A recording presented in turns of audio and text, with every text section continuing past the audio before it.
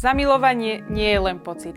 Je to komplexná neurochemická udalosť. Kľúčovú úlohu zohráva dopamín, ktorý je spojený s motiváciou, túžbou a očakávaním odmeny. Preto máme v začiatkoch vzťahu pocit eufórie, energie a intenzívnej pozornosti zameranej na jednu osobu. Súčasne sa zvyšuje hladina oxytocínu, hormónu väzby a dôvery. Ten podporuje blízkosť, fyzický kontakt a pocit bezpečia. Oxytocín pomáha premieňať vášeň na stabilnejšie puto.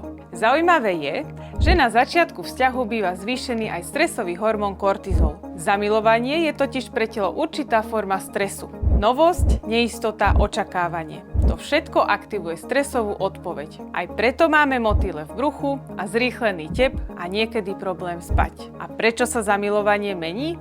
Pretože mozog nedokáže dlhodobo fungovať v stave vysokej dopamínovej stimulácie. Postupne klesá eufória a nastupuje pokojné, hlboké spojenie vďaka oxytocínu. Láska je teda zmes dopamínu, oxytocínu a trochu aj stresu. Ako si spoznal lásku tvojho života ty? Bol to osud alebo chémia? Napíš mi do komentára.